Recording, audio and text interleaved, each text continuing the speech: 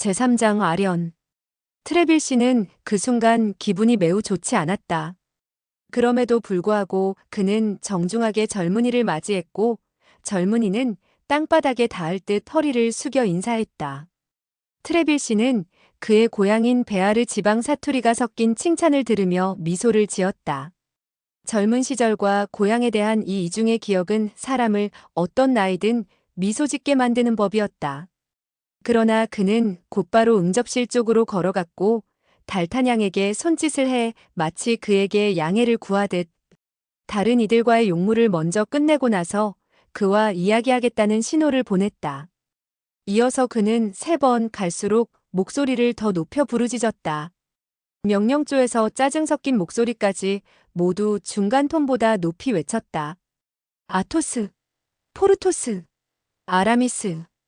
우리가 이미 알고 있는 두 총사, 즉, 이 세 이름 중 마지막 두 이름에 해당하는 그들은 즉시 자신들이 속한 그룹에서 나와 집무실 쪽으로 다가섰다. 그들이 문지방을 넘는 순간 바로 문이 그들 뒤로 닫혔다. 그들의 태도는 완전히 침착하지는 않았지만 품위와 복종이 동시에 느껴지는 무심함으로 달타냥의 감탄을 자아냈다. 그는 이 사람들을 반신으로 그리고 그들의 수장은 모든 번개를 움켜쥔 올림포스의 주피터로 여겼다. 두 총사가 들어왔을 때 그들 뒤로 문이 닫혔을 때 방금 전에 부름으로 다시 활기를 띤 응접실의 웅성거림이 다시 시작되었을 때 마침내 트레빌 씨가 침묵하고 찌푸린 얼굴로 집무실을 3-4번 걸어 다녔을 때 그는 포르토스와 아라미스 앞을 지나갈 때마다 마치 열병식이라도 하듯 뻣뻣하고 말없이 지나쳤다. 그는 갑자기 그들 앞에 멈춰서서 짜증스러운 눈빛으로 그들을 위아래로 훑어보며 소리쳤다. 어제 저녁에 국왕 폐하께서 나에게 무슨 말씀을 하셨는지 아시오? 아시오, 제군들? 잠시의 침묵 후 두 총사가 대답했다. 아니요, 모르겠습니다, 대장님. 하지만 저희에게 알려주시는 영광을 주시리라 믿습니다. 아라미스는 가장 정중한 목소리와 가장 우아한 절을 더하며 말했다. 그분은 이제부터 근위 총사들을 추기경님의 근위병 중에서 뽑으실 거라고 말씀하셨소. 추기경님의 근위병 중에서요. 대체 왜요? 포르토스가 날카롭게 물었다. 폐하께서는 당신의 낡은 포도주에 좋은 와인을 섞어 보강할 필요를 느끼셨기 때문이요. 두 총사는 귓부리까지 빨개졌다. 달타냥은 이것이 자신과 무슨 상관인지 알지 못했지만 땅속 깊이라도 들어가고 싶었다. 맞아, 맞아. 트레빌 씨는 흥분하며 말을 이었다. 맞아, 그리고 폐하가 오르셔. 내 명예를 걸고 말하지만 총사들이 궁정에서 형편없는 모습을 보인다는 건 사실이야. 어제 국왕 폐하와 체스를 두는데 추기경님이 내게 위로하는 듯한 표정으로 그 망할 총사들, 그 무모한 녀석들. 그는 이 단어들을 날 더욱 불쾌하게 만드는 냉소적인 억양으로 강조했었어. 진정한 파괴자들이라며 며칠 전 페루 거리의 한 선술집에서 늦도록 난동을 부려 자신의 근위대 순찰조가 그 말썽꾼들을 체포할 수밖에 없었다고 말씀하셨어. 젠장, 너희들도 알겠지. 총사들을 체포했다고. 너희들 둘도 거기에 있었지? 부인하지 마. 너희들은 신원이 확인되었고 추기경님이 너희들의 이름을 댔어. 하지만 이건 모두 내 잘못이야. 그래, 내 잘못이야. 내가 사람들을 골랐으니. 이봐, 아라미스. 너는 왜 망토를 달라고 했나? 성직 자복을 입었어도 충분했을 텐데. 이봐, 포르토스. 그렇게 멋진 금빛 가죽띠를 겨우 지푸라기 칼을 걸기 위해서 가지고 있는 건가? 그리고 아토스는? 아토스는 보이지 않는군. 어디 있어? 대장님, 아라미스는 슬픈 듯 대답했다. 그는 아픕니다. 매우 아파요. 아프다고? 무슨 병으로? 천연두에 걸린 것 같습니다, 대장님. 대화에 끼어들고 싶었던 포르토스가 대답했다. 그의 외모가 망가질 테니 안타까운 일이죠. 천연두라고. 포르토스, 또 영광스러운 이야기를 하는군. 그 나이에 천연두라니.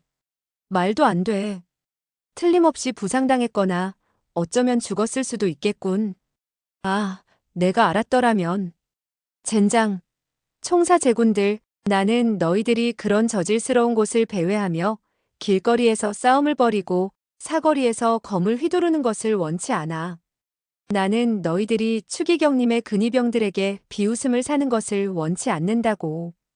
그들은 용감하고 침착하며 영리한 사람들로 체포될 위험에 처하지 않으며 설령 위험에 처해도 체포되지 않을 사람들이야. 나는 확신해.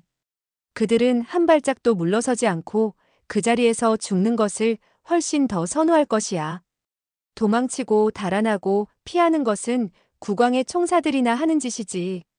포르토스와 아라미스는 분노로 몸을 떨었다. 그들은 트레빌 씨를 기꺼이 목졸라 죽이고 싶었지만 마음 깊은 곳에서 그가 자신들에게 품은 큰 애정이 이렇게 말하게 한다는 것을 느꼈다.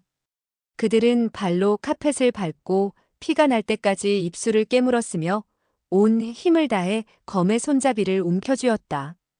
밖에서는 앞서 말했듯이 다른 사람들이 아토스, 포르토스, 아라미스가 불려들어가는 것을 들었고 트레빌 씨의 목소리 억양을 통해 그가 엄청나게 분노했음을 짐작했다. 문에 귀를 바싹 붙이고 있던 10명의 호기심 어린 머리들이 벽걸이 장식품에 바싹 붙어 분노로 창백해졌다. 그들은 들리는 모든 말을 놓치지 않았고 그들의 입술은 대장의 모욕적인 말을 응접실 전체에 퍼뜨렸다. 순식간에 집무실 문에서 거리 문까지 장원 전체가 소란스러워졌다. 그래서 국왕의 총사들이 추기경님의 근위병들에게 체포되었다는 말이야. 트레빌 씨는 내면적으로는 부하들만큼이나 격노했지만 단어 하나하나를 멈춰서 마치 단검을 찌르듯이 듣는 이들의 가슴에 하나씩 꽂아 넣으며 말을 이었다. 그래서 추기경님의 근위병 6명이 국왕의 총사 6명을 체포했단 말이야. 젠장, 나는 결심했어. 지금 당장 루브르궁으로 가서 국왕 총사 대장직을 사임하고 추기경님의 근위대 중위직을 요청할 것이야. 그리고 그가 거절하면 젠장, 나는 수도사가 될 것이야. 이 말에 바깥의 웅성거림은 폭발이 되었다. 곳곳에서 욕설과 신성 모독이 난무했다. 젠장, 하나님 맙소사. 40개의 곰보 자식들이라는 욕설이 공기를 가로질러 오갔다. 달타냥은 숨을 벽걸이 장식품을 찾았고 테이블 밑으로 기어들어가고 싶은 엄청난 욕구를 느꼈다.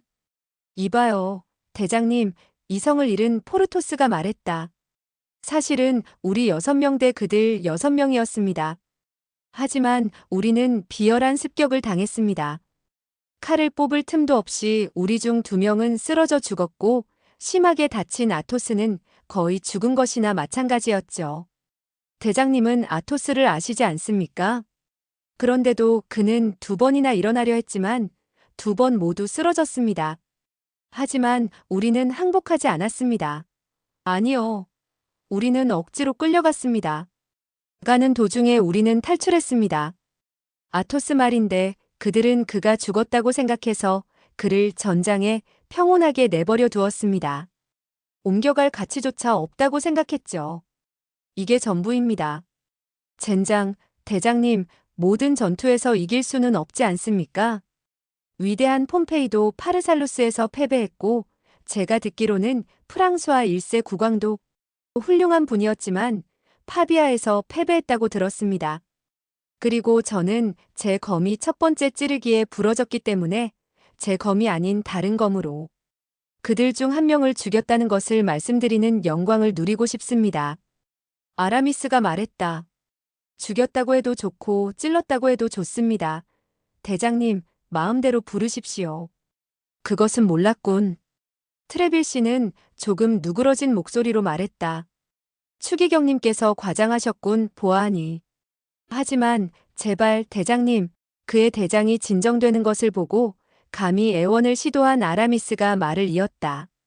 제발 대장님, 아토스 본인이 부상당했다고 말하지 마십시오. 만약 국왕 폐하의 귀에 들어간다면 그는 절망할 것입니다. 그리고 부상은 어깨를 뚫고 가슴까지 침투했으니 매우 심각해서. 바로 그 순간 커튼이 들어올려지고 늠름하고 잘생겼지만 끔찍하게 창백한 얼굴이 커튼술 장식 아래로 나타났다. 아토스! 두 총사가 외쳤다. 아토스! 트레빌시 자신도 같이 외쳤다. 저를 부르셨다고요, 대장님? 아토스는 약하지만 완전히 침착한 목소리로 트레빌시에게 말했다. 우리 동료들이 저를 부르셨다고 말해서 저는 대장님의 명령에 응하기 위해 서둘러 왔습니다. 자, 대장님, 저에게 무엇을 원하십니까? 이 말을 하면서 총사는 흠잡을 데 없는 옷차림에 평소처럼 허리띠를 단단히 메고 확고한 발걸음으로 집무실로 들어섰다. 트레빌 씨는 이 용기에 마음속 깊이 감동하여 그에게 달려갔다. 나는 방금 이 신사들에게 내 총사들이 불필요하게 목숨을 걸지 말라고 금지했다고 말했어. 용감한 사람들은 국왕에게 매우 소중하고 국왕께서는 그의 총사들이 세상에서 가장 용감한 사람들이라는 것을 알고 계시네. 이리 와, 아토스. 그리고 트레빌 씨는 새로운 사람이 이 애정에 스스로 응답하기를 기다리지 않고 그의 오른손을 잡고 온 힘을 다해 꽉 쥐었다. 그는 아토스가 모든 자제력에도 불구하고 고통스러운 듯이 움찔하며 아까보다도 더욱더 창백해졌다는 것을 알아차리지 못했다. 아토스의 도착이 일으킨 센세이션이 너무 커서 문이 약간 열려 있었다. 그의 부상은 비밀로 지켜졌음에도 불구하고 모두에게 알려져 있었다. 대장의 마지막 말에 만족의 소란이 일어났고 흥분에 휩싸인 두세 개의 머리가 벽걸이 장식품의 틈새로 나타났다. 트레빌 씨는 이 예의범절 위반을 날카롭게 질책하려던 참이었지만 갑자기 아토스의 손이 자신의 손 안에서 꽉 쥐어지는 것을 느꼈고 그에게 시선을 돌리자 곧장 실신하려는 것을 보았다. 고통과 싸우기 위해 모든 힘을 쏟아부었던 아토스는 마침내 고통에 굴복하여 죽은 사람처럼 바닥에 쓰러졌다. 외과 의사를 불러. 트레빌 씨가 외쳤다. 내 외과 의사, 국왕의 외과 의사, 최고의 외과 의사. 외과 의사를 불러와 젠장. 그렇지 않으면 나의 용감한 아토스가 목숨을 잃겠군. 트레빌 씨의 외침에 모두가 그의 집무실로 달려왔고 그는 아무에게도 문을 닫지 않았다. 모두가 부상당한 이를 돕기 위해 달려왔다. 그러나 이미 집무실 안에 와 있던 의사가 없었다면 이 모든 관심은 소용이 없었을 것이다. 그는 군중을 헤치고 다가와 여전히 의식을 잃은 아토스에게 접근했다. 이 모든 소음과 움직임이 그를 매우 방해했기 때문에 그는 가장 먼저 그리고 가장 시급하게 총사를 옆방으로 옮길 것을 요구했다. 트레빌 씨는 즉시 문을 열고 포르토스와 아라미스에게 길을 안내했다. 그들은 동료를 팔에 안고 옮겼다. 그 무리 뒤로 외과의사가 따라왔고 외과의사의 뒤로 문이 닫혔다. 그 후 트레빌 씨의 집무실은 평소에는 매우 존경받는 장소였지만 잠시 동안은 응접실의 부속 공간이 되었다. 모두가 떠들고 비난하고 외치며 추기경과 그의 근위병들을 온갖 악마에게 저주했다. 잠시 후 포르토스와 아라미스가 다시 나타났다. 외과의사와 트레빌 씨만이 부상당한 아토스 옆에 남아 있었다. 마침내 트레빌 씨도 다시 집무실로 돌아왔다. 부상당한 이는 의식을 회복했고 외과의사는 총사의 상태가 친구들이 걱정할 만한 것은 아니며 그의 허약함은 단순히 출혈 때문이라고 진단했다. 그 후 트레빌 씨가 손짓을 하자 모두가 물러났다. 달타냥은 예외였다. 그는 자신의 아련을 전혀 잊지 않았고 가스코뉴 사람 특유의 끈기로 그 자리에 남아 있었다. 모두가 떠나고 문이 다시 닫혔을 때 트레빌 씨는 돌아섰고 젊은이와 단둘이 있는 것을 발견했다. 방금 일어난 사건 때문에 그는 사고의 흐름을 다소 잃었다. 그는 끈기 있는 이 청원자가 자신에게 무엇을 원하는지 물었다.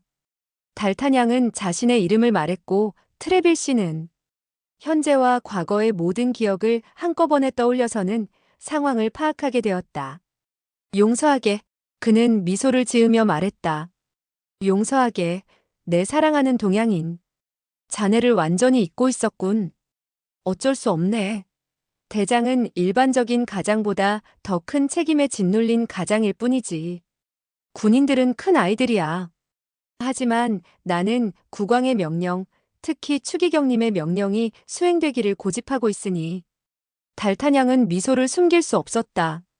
그 미소를 보고 트레빌 씨는 자신이 결코 바보를 상대하고 있지 않다고 판단하고 화제를 바꾸어 바로 본론으로 들어갔다. 나는 자네의 훌륭한 아버지를 매우 좋아했네. 그가 말했다. 그의 아들을 위해 내가 무엇을 해줄 수 있을까? 서두르게. 내 시간은 내 것이 아니니까. 대장님, 달타냥이 말했다. 타르브를 떠나 이곳으로 올 때 저는 대장님께서 잊지 않으신 그 우정의 기억을 위해 총사 망토를 부탁하려 했습니다. 하지만 지난 2시간 동안 제가 본 모든 것을 생각하면 그것이 엄청난 특혜라는 것을 깨달았고 제가 전혀 그것을 받을 자격이 없는 것 같습니다. 그것은 정말 특혜라네. 젊은이 트레빌 씨가 대답했다. 하지만 자네가 믿는 것 혹은 믿는 것처럼 보이는 것만큼 그렇게 대단한 것은 아닐 수도 있네. 하지만 폐하의 결정으로 이 경우에 대한 규정이 마련되었고 우리 것보다 덜 선호되는 다른 연대에서 여러 전과의 증명, 몇몇 빛나는 행동 또는 2년간의 복무 없이는 아무도 총사가 될 수 없다는 것을 알려주게 되어 유감이네. 달타냥은 아무 대답 없이 받아들였다. 그것을 얻는데 어려움이 크다는 것을 알았기에 그는 총사 제복을 입고 싶은 열망이 더욱 커졌다. 하지만 트레빌은 말을 이었다. 그는 동양인에게 매우 날카로운 시선을 고정시켜 마치 그의 마음속 가장 깊은 곳을 읽어내려는 것 같았다. 하지만 나의 오랜 동료인 자네 아버지를 위해서 젊은이, 내가 자네를 위해 무언가를 해주고 싶네. 우리 베아르 출신 귀족 자제들은 대개 부자들은 아니지. 그리고 내가 그 지방을 떠난 이후로도 상황이 크게 바뀌지 않았을 거라고 확신하네. 그래서 자네가 가져온 돈으로 살아가기에는 넉넉하지 않을 것이네.